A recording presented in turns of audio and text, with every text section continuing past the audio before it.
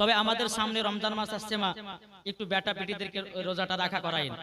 কেন বলছি, এই পবিত্র রমজান মাসে কোন বেটা যদি বলে 8 বছর বা 10 বছরের বাচ্চা যদি বলে যে মাগো রোজা রাখবো, বলে বেটা রাখিস না, তোর শরীরটা গলে যাবে, তুই মোটা আছিস, তুই পাতলা হয়ে যাবে। খবরদার এইরকম কাজ করবেন না। ইনশাআল্লাহ এই জীবনে শুনতে পাবেন ইমাম হাসান ইমাম হোসেন কিভাবে রোজা রাখতেন, আর খাতুনে জান্নাত কিভাবে রোজা বেটাদেরকে রাখাতেন। ও বাসার জায়গা মদিনা, একবার জোরে বলুন সুবহানাল্লাহ। ভালোবাসার জায়গা মদিনা, ভালো লাগার জায়গা মদিনা, ভালোবাসার জায়গা মদিনা, ভালো লাগার জায়গা মদিনা। এত সুন্দর জায়গা কোথায় দেখে নাও, এত সুন্দর জায়গা কোথায় দেখে নাও, সাজিয়েছে দয়াল রব্বানা, ভালো লাগার জায়গা মদিনা, ভালোবাসার জায়গা মদিনা, ভালো লাগার জায়গা মদিনা। মদিনা শরীফের নূরের খাজানা, মদিনা শরীফের নূরের খাজানা, আশিক ছাড়া অন্য বুঝে না, ভালো লাগার জায়গা মদিনা, ভালোবাসার জায়গা মদিনা, ভালো লাগার জায়গা মদিনা। জরকান সুবহানাল্লাহ। এই বাবাজি মুসলমান ভাইরা, এই সোনা মানিকেরা, আমার আল্লাহ পাক আল্লাহ তাআলা পবিত্র কোরআনের মধ্যে বাবা ঘোষণা করে দিয়েছেন, আন-নাবিয়্যু আওলা বিল মুমিনিনা মিন আনফুসিহিম, প্রত্যেকটা মুমিনের আত্মার চাইতে আমার নবী মুস্তাফা নিকটে আছে। জোরে বলুন সুবহানাল্লাহ। এই বাবা আমার কথাটা একটু বোঝার চেষ্টা করেন বাবা, যদি ভুল হয় তো বলবেন। এই বাবা যে আগে নবীকে চিনো, নামাজ পড়ো, নবীকে চিনো, রোজা করো, নবীকে চিনো, হজ করো, নবীকে চিনো, যাকাত দাও, নবীকে চিনো, আমল করো, নবীকে চিনো, কোরআন পড়ো। আল্লাহ পাক আল্লাহ তাআলা বলছে যারা নবীকে চিনে নিয়েছে, নামাজ পড়েছে, নামাজে আল্লাহ পাওয়া গেছে। সুবহানাল্লাহ। কি গো ঠিক না? আমি যদি নবীকে না চিনি, এই বাবাজি মুসলমান, আমরা যতই নামাজ পড়ি না কেন বাবাজি ওই নামাজে আল্লাহ পাওয়া যাবে না। আল্লাহ বলছে, বলে বান্দারে আগে তুমি নবীকে চিনো, নবীকে চিনো, নামাজ রোজা হজ যাকাত করো। আল্লাহ বলে তার সব ইবাদত আমার দরবারে কবুল হয়ে যাবে। জোরে বলুন না সুবহানাল্লাহ। বাবাজি মুসলমান ভাইরা, এই সোনা মানিকেরা, তাই বাবাজি মুসলমান, আল্লাহ পাক আল্লাহ তাআলা বলছো গো আমার বান্দা বান্দিরা, তোমরা যদি সঠিকভাবে নামাজ পড়তে চাও আগে নবী মুস্তাফাকে চিনে নাও। বাবাজি মুসলমান ভাইরা, এই সোনা মানিকেরা, এক জায়গাতে আমাকে প্রশ্ন করেছিল, বলে মাওলানা সাহেব ওহাবির মসজিদে এত মুসাল্লি হয় কেন, সুন্নিদের কেন হয় না? কি গো ঠিক না? বলছে ওয়াহাবি মসজিদে এত ভিড়। বাবা যে ওয়াহাবি মসজিদে বেটা ছেলে মেয়ে ছেলে একসঙ্গে জামাত করে পড়ে না? হ্যাঁ, আবার বেশি লোক হয় কেন? হ্যাঁ, আমাকে বললাম যে বলে ভাই শোনো শোনো, যা দিলেতে নবীর মোহাব্বত থাকবে না, যা দিলেতে নবীর ভালোবাসা থাকবে না, বাবাজি মুসলমান তারা নামাজ চিনবে কিন্তু বাবা নবী চিনবে না। বাবাজি মুসলমান ভাইরা, হে সোনা মানিকেরা, আপনাদেরকে বলতে চাই রে বাবাজি, আল্লাহ পাক আল্লাহ তাআলা আপনার নামাজ পড়ে না, আল্লাহ পাক আল্লাহ তাআলা রোজা করে না, আল্লাহ পাক আল্লাহ তাআলা হজ করে না, যাকাত দেয় না, শুধু কি করে আমার নবী মুস্তাফার প্রতি দুরূদ পড়ে। জোরে বলুন না সুবহানাল্লাহ। আল্লাহ পাক আল্লাহ তাআলা বলছো গো আমার বান্দা বান্দিরা, যেই নবীকে তৈরি না করলে আসমান জমিন পাহাড় পর্বত নদী নালা কোন জিনিসকে তৈরি করা হতো না। আমার আল্লাহ পাক আল্লাহ তাআলা হাদিসে কুদসির মধ্যে বলতেছে, লাউলা মুহাম্মাদুর ওয়া উম্মাতুহু, নবী এবং তার উম্মতকে যদি তৈরি না করতাম, লামা খলাকতুল জান্নাহ, আমি জান্নাতকে বানাতাম না, ওয়ালান নাহর, আমি দিনকে বানাতাম না, ওয়ালাল কমার, আমি তারা তারাকে তৈরি করতাম না, ওয়ালা শামস এবং আমি সূর্যকে বানাতাম না, ওয়ালা মুরসালা সম্মানীয় ব্যক্তি বানাতাম না, ওয়ালা ইয়াকা এ মুসা নবী তুমি শুনে রেখে দাও, আমার নবী এবং তার উম্মতকে যদি তৈরি না করতাম আল্লাহ বলতেছেন আমি মুসা গো তোমাকেও বানাতাম না। এমন কি 1,24,000 পয়গম্বর, এমন কি মতান্তরে 2,24,000 পয়গম্বর, কোন নবীগণকে বানানো হতো না। সুবহানাল্লাহ। কি গো, আমার নবীর ওসিলা দিয়ে সমস্ত নবীগণকে বানিয়েছে, আমার নবীর ওসিলা দিয়ে বাবাজি সারা পৃথিবীকে তৈরি করেছে। তাইলে বলুন নামাজ আপনার কিনা নবীকে আগে চিনতে হবে কি হবে না? এটা হাত তুলে বলেন না জি, নবীকে চিনতে হবে কি হবে না? হবে। কিন্তু নবীকে চিনার মতো চিনতে হবে। এখন বাবাজি মুসলমান সোনা মানিক, আপনি নামাজ পড়ছেন না, এখন মুখ বুঝে মৌলানা ওবায়দুল ইসলাম জামালি কালকে ওয়াজ করে বলেছে কি জানেন, আগে নবীকে মোহাব্বত করতে তারপর নামাজ পড়তে, তাহলে এইটা করেন না, নামাজ কালকে বাদ দেন না। বুঝবেন, একটু বুঝবেন ব্যাপারটা নাকি বলছেন, একটু ভিতরে আপনার বুঝার একটু চেষ্টা করুন। কেন না যে আপনি নামাজ পড়ছেন, রোজা হজ যাকাত সবই করছেন, কিন্তু ওই দিলেতে নবীর মোহাব্বত নাই, ওই নামাজে কি আল্লাহ পাওয়া যাবে? কি গো একটু জোরে বলেন না সুবহানাল্লাহ। যে আল্লাহ পাওয়া যাবে? আল্লাহ পাওয়া যাবে না। তাইলে বাবাজি মুসলমান আগে নবীকে চিনো, নবীকে চিনতে গেলে বাবাজি নামাজের প্রয়োজন আছে না নাই? রোজার প্রয়োজন আছে না নাই? হজের প্রয়োজন আছে না নাই? যাকাতের প্রয়োজন আছে না নাই?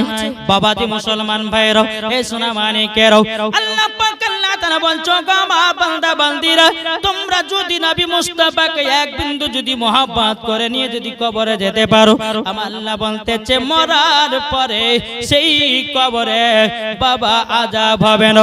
এ বাবা কিছুদিন প্রায় 10 থেকে 12 দিন আগে আমার ভাটপাড়া সরজমিনে বাবা একজন মহিলা মারা গেছিল। বাবা যে মহিলাটা মারা গে বাবা যারা কবর খুঁড়তেছিল, কোন সালের কার কবর, ওই কবরে বাবা যে আপনার কবর খুঁড়েছি, একজন মৃত্যু ব্যক্তির বাবা মাথার খুঁটি পাওয়া গেছে, কিন্তু মাথার খুঁটিটা অত আপনার বোঝা যায় না, হালকা মাটি হালকা হাড্ডি, বাবা যে ওই হাড্ডিটাকে আপনার জমিনের উপরে তুলে রেখেছে। আমরা যখন মাটি দিতে গেলাম, যাওয়ার পরে একটা মুসাল্লি বলে মাওলানা সাহেব দেখেন কোন সালে এই জায়গাতে কবর হয়েছিল, কেননা এই জায়গাতে একজন মানুষের মাথার খুঁটি পাওয়া গেছে। আমি আবার ভালো করে তাকিয়ে দেখলাম সত্যি একটা মাথার খুঁটি। তাইলে বাবাজি মুসলমান, এই সোনা মানিকেরা, আপনাদেরকে বলতে চাই রে বাবা, আপনার শরীরকে যদি না পচাতে চান, আপনার শরীরকে যদি আপনার মাটিকে না খেতে দেন, আপনার শরীরকে পোকামাকড়কে যদি না খেতে দেন, আমার আল্লাহ পাক আল্লাহ তাআলা বলছে হে বান্দা বান্দিরা, তোমাদের শরীরটাকে কবরে যদি জিন্দা রাখতে চাও, তোমাদের শরীরটা যদি কবরে পচাতে না চাও, ঈমানদার হয়ে মরো, মরার পরে জান্নাতি হবে, তোমার কবরের লাশটাও পচবে না। সুবহানাল্লাহ, সুবহানাল্লাহ। কি গো ঠিক না জি? আর বেঈমানদার হলে পরে আপনার শরীরে পোকা মাকড়ে সমস্ত বাবাজি বিচ্ছুতে বা আপনার শরীরের গোশত হাড্ডিগুলোকে একবারে খেয়ে শেষ করে দেবে। তাই বাবাজি মুসলমান ইমানদার হয়ে মরো, আর ইমানদার হয়ে মরলে পরে বাবাজি ওই লাশটা জীবন ও কিয়ামত পর্যন্ত পচবে না। জোরে বলেন সুবহানাল্লাহ। পচবে নাকি জি? বেরাদর ইসলাম, তাহলে আমাদেরকে সঠিকভাবে চলতে হবে। বেরাদর ইসলাম, নবীকে মোহাব্বত করুন, নামাজ পড়ুন। অনেকে মা বোনেরা আছে বাবাজি রমজান মাস যখন আসবে কিনা, তো রমজান মাসে আপনার রোজা রাখলেন, তো রোজা রাখতে রাখতে বাবা যে তখন বাবা যখন রোদ কড়া পড়বে, তো ফোন করবে যে মৌলভী সাহেব আমি লুক করে ঘরের ভিতরে পানি খেয়ে লেছি, আমার কি রোজা ভাঙবে? আল্লাহ কি দেখেছে? আচ্ছা বলুন, আল্লাহ পাক আল্লাহ তাআলা বলতে যে তুমি 80 হাত নিচে গিয়ে যদি তুমি গুনাহ করো, তবু আমার আল্লাহ দেখতে পায় কি পায় না? কি গো পায় না? পাই। তো বাবাজি মুসলমান, আপনি যেই গুনাহতে গুনাহ করো না কেন, আমার আল্লাহ দেখতে পায়। তাই বেরাদর ইসলাম মুআজ্জাজ সামানিক রাম, আজ ওয়াহাবি দেওবন্দি লামাযাবি বাবাজি আর নামাজ পড়ে ঠিক, কিন্তু নবীকে এত মোহাব্বত করে না, নবীর প্রতি আর সালাম দুরুদ পড়ে না। কোন যদি বলে যে দুরুদ পড়া কি আপনার ফরজ, কেউ যদি বলে যে দুরুদ পড়া কেম করা কি ফরজ, আমি বলবো যে হ্যাঁ, একবার না হলে নবীর প্রতি দুরুদ পড়া ফরজ আছে। একবার না হলে নবীর প্রতি দুরূদ পড়া ফরজ আছে। বিরাদর ইসলাম মুআজ্জাজ সামানিক রাম, যেই দুরূদ আমার আল্লাহ পাক আল্লাহ তাআলা নবীর প্রতি পড়ে, তাহলে বলুন আল্লাহ যদি নবীর প্রতি দুরূদ পড়ে তাহলে আমরা কি পড়তে পারি না? এটি জোরে বলেন না। জি, আমরা পড়তে পারি। তো বিরাদর ইসলাম মুআজ্জাজ সামানিক রাম, আসুন আমরা সকলে নবী মুস্তাফাকে মুহাব্বত করব, নবীকে ভালোবাসবো, ইনশাআল্লাহ 5 ওয়াক্ত নামাজ পড়বো, নবীর সুন্নাতকে মেনে চলবো, ইনশাআল্লাহ দেখবেন মরার পরে জান্নাতি হবেন। জোরে বলেন সুবহানাল্লাহ। আর দিলে যদি নবীর মুহাব্বত না থাকে, দিলে যদি ওলির মুহাব্বত না থাকে, ওই নামাজে আল্লাহ পাওয়া যাবে না, ওই নামাজে জান্নাত পাওয়া যাবে না, ওই নামাজে ওলি পাওয়া যাবে না, ওই নামাজে নবীগণকে পাওয়া যাবে না। বাবাজি, নামাজ যদি পড়তে হয় ওলির মুহাব্বত রাখো, নামাজ যদি পড়তে হয় নবীর মুহাব্বত রাখো, নামাজ যদি পড়তে হয় বাপ মার মুহাব্বত রাখো, নামাজ যদি পড়তে হয় আপনার ভিতরে ঈমান আকীদা ঠিক রাখো, নামাজ পড়ার পরে মরার পরে জান্নাতি। সুবহানাল্লাহ। আমি কি বোঝাতে পেরেছি বাপ? জি বিরাদর ইসলাম, আসুন আমার বলার কর্তব্য ছিল এটাই যে মাগো সামনে রমজান মাস আসছে, আপনারা সকলে আজ থেকে নিয়াত করুন যে পবিত্র রমজান মাস আমরা 30টা রোজা রাখবো। এটা হাত তুলে দেখান তো কে কার রোজা রাখবেন ইনশাআল্লাহ। রোজা রাখতে হবে বাবাজি। এই পবিত্র রমজান মাস যদি কোনো ব্যক্তি যদি রোজা রাখার নিয়াত করে নেয় আর সে ব্যক্তি যদি মারা যায়, তোমার আল্লাহ পাক আল্লাহ তাআলা বলতেছে কি জানেন? বলছে ওই ব্যক্তি যদি মারা যায় তো বিনা হিসাবে জান্নাতে। জোরে বলেন সুবহানাল্লাহ। বিনা হিসাবে জান্নাতে। তো আসুন বাবা, কালকে জীবনী যেখান থেকে রেখেছিলাম শুরু করব।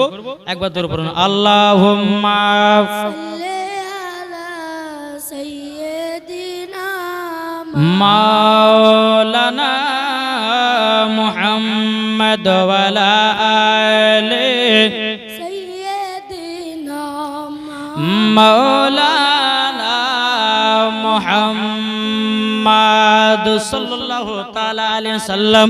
বাবা যে মুসলমান ভাইরা, তাহলে কালকে জীবনী কোথা থেকে রেখেছিলাম মনে আছে? কি গো মনে আছে? তবে বাবা জীবনী শুনলে হবে না, শুধু জীবনী শুনবেন আর ওই রকম আপনাদের জীবনটাকে তৈয়ার করতে হবে। খাতুনে জান্নাত যে জীবনী শুনছেন, এই মা ফাতেমা জীবনে এক ওয়াক্ত নামাজ কাজা করতো না, তাহাজ্জুদও কাজা করতো না। জোরে বলে সুবহানাল্লাহ। আর এখন যদি বলে যে জীবনী শুনবো, সিরিয়ালে দেখবো, তাহলে কিন্তু হবে না। পরিবর্তন করুন, নিজেকে শিখুন, নিজে বুঝুন আর নামাজের দিকে যান। 5 ওয়াক্ত নামাজ পড়বেন, ইনশাআল্লাহ আল্লাহ পাক আল্লাহ তাআলা আপনাকে মরার পর হয়তো জান্নাত দান করবে। জোরে বলুন সুবহানাল্লাহ। তাই বাবাজি মুসলমান, জীবনী শুনবেন মন দিয়ে। এখন কেউ যদি বলে যে জীবনীকে হ্যাঁ কি লাভ হবে, তাহলে এটা বোকামো কাজ লাগে। কেউ যদি বলে যে জীবনী বলে কি লাভ হবে, জীবনী শুনে কি লাভ হবে, তা জানতে হবে যে ওর ভিতরে শয়তান লুকিয়ে আছে। আরে বোকা, আমি কি গান বাজনা গাছ না, ওই দুনিয়ার লোকের কেসাকে কাহানি গাছে? আমি খাতুনের জান্নাতের জীবনী গাছ, ইমাম হাসান হোসাইনের জীবনী গাছ। আর কোন ব্যক্তি যদি এসে বলে দেয় যে জীবনী জালসা করা বেকার হবে, তো বাবাজি মুসলমান সোনা মানিকেরা জেনে নিতে ওর ভিতরে শয়তান লুকিয়ে আছে নাকি গো? অনেক পাবলিকের ভিতরে শোনা যায় জীবনী শুনে কি হবে, অনেক ব্যক্তি বলে। কিন্তু বাবা, এই জীবনী যারাই শুনেছে বাবাজি আর আমল করে নিয়েছে, 5 ওয়াক্ত নামাজি হয়ে গেছে। আমাকে একজন ফোন করে বলছে যে মৌলভী সাহেব, আপনার ইউটিউবে ওয়াজ আমি শুনে আমি জীবনে নামাজ পড়তাম না, আপনার ওয়াজ শুনে আমি 5 ওয়াক্ত নামাজ পড়ি। জোরে বলে সুবহানাল্লাহ। জায়গাতে যাই, কলকাতা বলেন, হাওড়া বলেন, মালদহ বলেন, দিনাজপুর বলেন, প্রত্যেকটা জায়গা থেকে কমিটিদেরকে নামাজি বানিয়ে আসি। এটা মিথ্যা নয়। আমার সঙ্গে অনেকগুলো ইউটিউবাররা যায় আর প্রত্যেকটা কমিটি মানুষদেরকে, কমিটি ছেলেদেরকে নামাজিও বানিয়ে আসি। কেননা নামাজের কথা বলি, নামাজের কথা তাদেরকে পড়তে বলি। হেদায়েত করার মালিক কে? আল্লাহ। হেদায়েত মালিক করা হচ্ছে আল্লাহ। আমার বলার কথা বলবো, তুমি মানলে মানবা, না মানে তুমি মরার পরে কবর জবাব দিবে। আমার কি নাকি গো? তুমি মানলে মানো, জোরে বলুন, তুমি মানলে মানো, না মানলে মন মানো না। তুমি মানলে মানো, না মানলে মন মানো না। আশিকের আসল জান্নাত সোনার মদিনা, আশিকের আসল জান্নাত সোনার মদিনা। আশিক হৃদয় যত ইশকেরি জ্বালা, জোরে বলুন সুবহানাল্লাহ। আশিক হৃদয় যত যত ইশকেরি জ্বালা দূর করিতে পারে ওই মদিনাওয়ালা। জোরে বলুন আশিক হৃদয়ে যত ইশকেরি জ্বালা দূর করিতে পারে ওই মদিনাওয়ালা। তাই মদিনা মদিনা করে, তাই মদিনা মদিনা করে হয়ে যাও ফানা। আশিকের আসল জান্নাত সোনার মদিনা, আশিকের আসল জান্নাত সোনার মদিনা। তুমি মানলে মানো, না মানলে মন মানো না। আশিকের আসল জান্নাত সোনার মদিনা।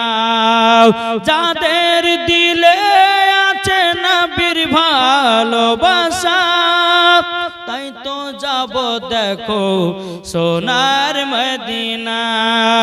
তাই মদিনা মদিনা গে, তাই মদিনা মদিনা করে যাব মদিনা। আশিকের আসল জান্নাত সোনার মদিনা। জোরে করুন সুবহানাল্লাহ। সুবহানাল্লাহ। খাতুনে জান্নাত মা ফাতেমা রাদিয়াল্লাহু তাআলা আনহা বাবাজি আসলেন কোথা থেকে? আব্বাজির বাড়ি। আলী রাদিয়াল্লাহু তাআলা আনহু তিনি বলছেন, ওগো আমার বিবি, আমি নিজের হাতে রুটি বানিয়ে আমার হাতটাকে পুড়িয়ে দিয়েছি।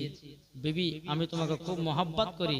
এটা জোরে বলেন সুবহানাল্লাহ। সুবহানাল্লাহ। আরে এখনকার স্বামীরা মহব্বত করে, আমরা তো মহব্বত করতে পারি না রে ভাই। হ্যাঁ পারি গো?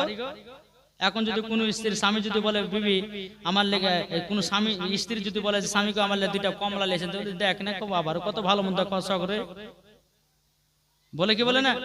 কিন্তু বাবাজি সোনা মানিকের এটা করবেন না, বিবিকে মোহাব্বত করবেন, যেটুকু পারবেন করবেন বাবা। বেরাদর ইসলাম ইনশাআল্লাহ দেখবেন মরার পরে আপনিও জান্নাতি, আপনার বিবিও জান্নাতি। এটা জোরে বলেন সুবহানাল্লাহ। সুবহানাল্লাহ। বেরাদর ইসলাম মুআজ্জাজ সামানী কিরাম, খাতুনে জান্নাত মা ফাতেমা রাদিয়াল্লাহু তাআলা আনহা তিনি বলতেছে, বলো গো আমার স্বামী, ও গো আমার স্বামী, আপনার কাছে একটাই আবেদন করব।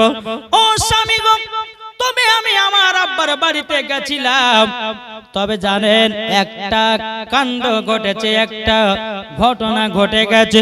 হযরত আলী রাদিয়াল্লাহু তাআলা আনহু তিনি বলছে, বলো গো আমার বিবি, কি ঘটনা ঘটেছে বলো না।